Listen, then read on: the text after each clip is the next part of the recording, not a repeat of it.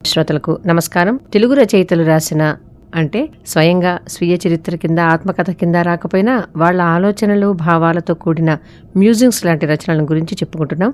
ఈరోజు ఇదే క్రమంలో అసలు ఇలాంటి రచనలకు మ్యూజింగ్స్ అన్న పేరు పెట్టిన చలం రాసిన మ్యూజింగ్స్ గురించి మనం చెప్పుకుందాం. చలం చాలా గొప్ప భావుకుడైన రచయిత. మిగిలిన వాళ్ళ మ్యూజింగ్స్కి చలం మ్యూజింగ్స్కి ఉన్న ఒక తేడా ఏమిటంటే ఆయన తన ఆలోచనలని ఒక స్రవంతిలా చెప్పడం వల్ల ఒక ప్రవాహ గుణం మనకు అందులో కనిపిస్తుంది. ఈ మ్యూజింగ్స్లో మొదటి భాగాన్ని వీణ పత్రికలో సీరియల్గా 1937లో రాశారు. ఆ తర్వాత 1942లో తక్కిన భాగాలు ఆయన రచించారు. ఇది కాకుండా ఆయన చలం అనే ఆత్మచరిత్ర కూడా రాశారు. చలం నవలలు కథలు పెద్దగా నచ్చని వాళ్ళు, అందులోని పాత్రలను అంత సానుభూతితో అర్థం చేసుకోలేని వాళ్ళు కూడా మ్యూజింగ్స్ని అమితంగా మెచ్చుకున్నారు.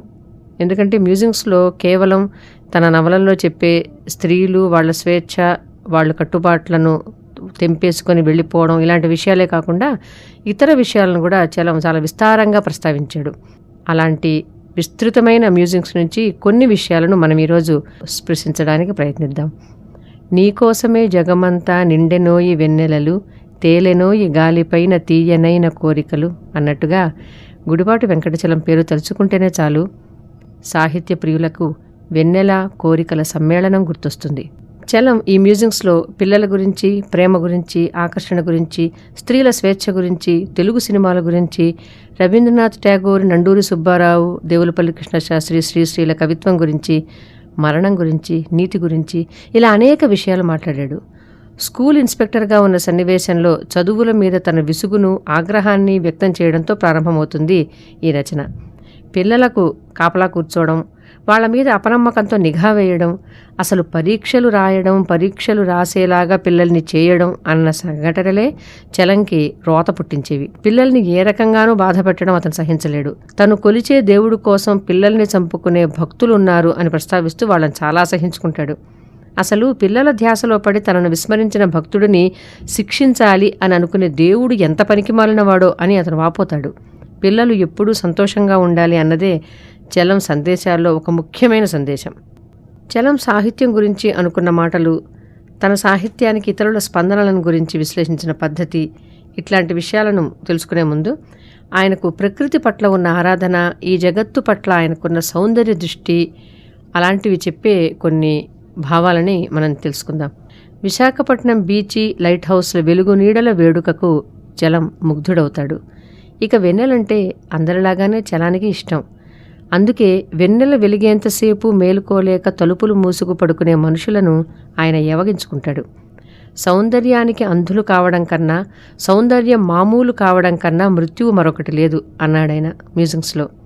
స్త్రీ సౌందర్యాన్ని ఆరాధించిన చలం సృష్టి సౌందర్యం చూసి దిగులు పడ్డాడు. ఈ సందర్భంలో అతను స్త్రీ సౌందర్యానికి, సృష్టి సౌందర్యానికి అభేదం చూపిస్తాడు. స్త్రీ సౌందర్యంలో వాంఛ ఉంది, సృష్టి సౌందర్యంలో వాంఛ ఉండదు కనుక అది ఇంకా గొప్పది అని అనే మేధావులకు అతను ఈ రకంగా సమాధానమిచ్చాడు. సృష్టి సౌందర్యంలో మాత్రం వాంఛలేదా? మబ్బుల మీద పడుకోవాలని, నీళ్ల మీద తేలాలని, పువ్వుల్ని కోసుకోవాలని, గడ్డిలో కూర్చోవాలని, కొండల్ని కావలించుకోవాలని కోరిక కలగదా మీకు అని అడుగుతాడు. చలం సౌందర్య తత్వం అపురూపంగా ఉంటుంది. తెలుగు రచయితలు ఎవ్వరిలోనూ ఇలాంటి భావనలు మనకు దాదాపుగా కనిపించవనే చెప్పాలి. స్త్రీని భూమితో పోల్చడం అన్నది కొత్త భావన కాదు, అది మొదటి నుంచి ఉన్నదే. చలం కూడా అదే చేశాడు. అయితే పురుషుడు భూమిని తొక్కి నాశనం చేసినట్టే స్త్రీని కూడా తన దుర్మార్గంతో నాశనం చేసేస్తున్నాడు అని అంటాడు ఆయన. అది ఆయన దృష్టి. ఎందుకంటే ఆయన మాటల్లో చెప్పాలంటే లోకాన్ని సంతానంతో నింపే స్త్రీ స్వభావానికి, జీవరాశుల్ని పోషించే భూస్వభావానికి చాలా సన్నిహితం. తొక్కి దున్ని మలినం చేసి భూమిని ఎంత సాధించారో నీచపరిచి ఉపయోగించుకొని స్త్రీని అంతే సాధించగలరు ఈ పురుషులు అంటాడు. స్త్రీని బలంతో కాక వ్యక్తిత్వంతో, ప్రేమతో గెలుచుకోవాలని, స్త్రీ తనంతట తానే ప్రేమించేలా చేసుకోవాలని చలం భావించాడు. స్త్రీలో ఎంతో మిస్టరీ ఉంటుంది కాబట్టి అంత ఆకర్షణీయంగా ఉంటుందామె అంటాడు చలం. ముందు నిమిషం ఏం చేస్తుందో, ఎట్లా మారుతుందో తెలియని ఈ మిస్టరీయే లేకపోతే స్త్రీ ఎంత అన్ఇంటరెస్టింగ్, టేమ్, ఇన్సిపిడ్ వ్యక్తి అయిపోయి ఉండును అంటాడు మ్యూజింగ్స్లో. ఇలాంటి మిస్టరీ నండూరి సుబ్బారావు గారి ఎంకిలో ఉండబట్టే చలంగారికి ఎంకి పాటలంటే అంత ఇష్టం. తనకు మంచి మిత్రుడైన సుబ్బారావు గారిని ఈ టచెస్ మీకు ఎట్లా వచ్చాయండి, అసలు సోర్స్ ఏమిటి అని ఆయన అడిగారు. ఆయన తన ప్రశ్నకి ఎంకి పాటల్లోని ఈ పాదాలు ఎంకెవ్వరని లోకమెప్పుడైనా కదిపితే ఎలుగు నీడలకేసి ఏలు చూపింతు అన్న మాటల్లోనే లభిస్తాయని ఆయనే చెప్పారు. ఆ 2 పాదాలకి ఈడైన కవిత్వం ఈ ప్రపంచ వాంగ్మయంలో ఎక్కడా కనిపించదు అని ధాటిగా చెప్పేశారు కూడా చలం. ఒకరోజు వెన్నెల్లో ఏటి ఒడ్డుకు నండూరి సుబ్బారావు గారిని తీసుకువెళితే ఆ సౌందర్యం, ఆ అనుభవం అతని చేత ఈరేయి నన్నొల్ల నేరవా రాజా అన్న పాట రాయించింది. ఇంత గొప్ప పాట నండూరి వారు రాయడానికి తను కారణం కావడం చలానికి ఎంతో గర్వాన్నిచ్చింది. ఒక్కెతను నాకేల ఓపజాలని సుఖము అన్న వాక్యాన్ని విశ్లేషిస్తూ ఈ పాదాన్ని కల్పించిన కవి హృదయం ఎంతమంది విరహిణుల యుగయుగాల అశ్రువుల్ని తన హృదయంలో భరించి తప్పించకపోతే కల్పించగలడు ఈ శతాబ్దాల్లోని ఈ అగ్నిని అంటాడు చలం. ఆయన అంటే చలం కవిత్వాన్ని తక్కువే రాశాడు కానీ అతని వచన సాహిత్యంలో మనకు గొప్ప కవిత్వం కల్పిస్తుంది. ఈ మ్యూజింగ్స్ ఒక స్రవంతిలా ప్రవాహ వేగంతో ప్రయాణిస్తాయన్నాను. ఎందుకంటే ఒక విషయం నుంచి మరో విషయానికి చలం అలవోకగా వెళ్ళిపోతాడు. ఒకవైపు సాహిత్యంలో స్త్రీల గురించి, ఆ సాహిత్యాన్ని సృష్టించిన కవులతో తన సంభాషణ గురించి, వారిపై తన అభిప్రాయాల గురించి చెబుతుంటాడు. ఇంతలోనే స్వీయ అనుభవాల్లోకి పరుగులు తీస్తాడు. తను ప్రేమించిన స్త్రీలు, వాళ్ళ నుంచి విడిపోయిన ఘట్టాలు, ఇలాంటి వాటితో అనుభవాన్ని, ఆలోచనను కలగాపులగంగా మనకు అందిస్తాడు. అలా చలానికి చాలా ఇష్టమైన వాటిలో, అతను అప్పుడప్పుడు ప్రస్తావించిన వాటిలో ఒకటి సముద్రం. సముద్రం అతనికి ఒక ప్రియమైన వ్యక్తి అయిపోతూ ఉంటుంది అప్పుడప్పుడు. ఇవాళ నీలంగా ఉన్నావు సముద్రమా అని నేనన్నట్టు, ఈ సముద్రం నన్ను చూసి ఎంత బాగున్నావని కళ్ళల్లో మెరుగు చూపుతుందా, అదేనేమో జీవబ్రహ్మల సంయోగం అంటే అంటాడు. అలాగే మౌనం వహించడం గురించి అంటాడు. మాట్లాడకూడదని వ్రతం పెట్టుకున్న వాళ్ళని చూస్తే నాకు చాలా గౌరవం హెచ్చుతోంది. నిజం మాట్లాడారా అర్థం కాదు మనుషులకి, అబద్ధం మాట్లాడడం ఇష్టం లేదు, అందుకని మౌనులవుతారు జ్ఞానులు అని అన్నాడు. చలం ఆశించిన విలువలు సామాన్య ప్రజలు చెప్పుకునే విలువల కంటే భిన్నమైనవి. ఆయన నీతి గురించి మాట్లాడినా, చదువు గురించి మాట్లాడినా, ఆఖరికి స్త్రీలు ధరించే నగల గురించి మాట్లాడినా ఏదో ఒక కొత్తదనం ఉంటుంది. నవ్వు గురించి మాట్లాడుతూ అంటాడు, నవ్వులో, గొప్ప నవ్వులో ఉన్న ఔన్నత్యం దేంట్లో ఉంటుంది? అందువల్లనే షేక్స్పియర్, కాళిదాసు గొప్ప వేదాంతాన్ని కోర్ట్ ఫూల్స్ చేత, విదూషకుల చేత చెప్పించారు.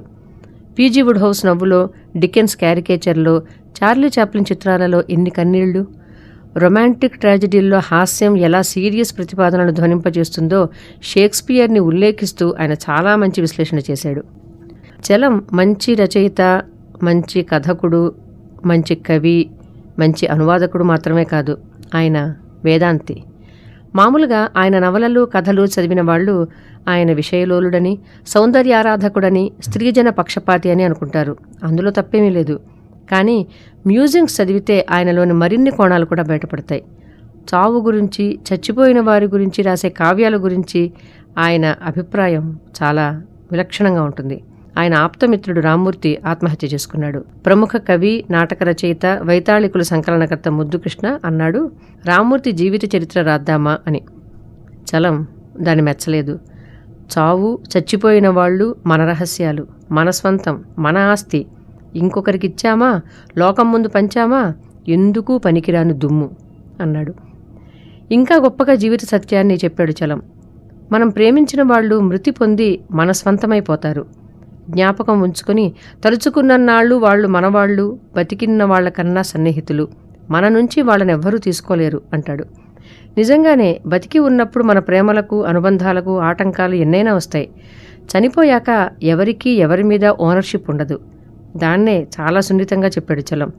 ఈ మాటలతో స్మృతి కావ్యాలను ఆయన ఏకంగా తిరస్కరించేశాడేమో అనిపిస్తుంది.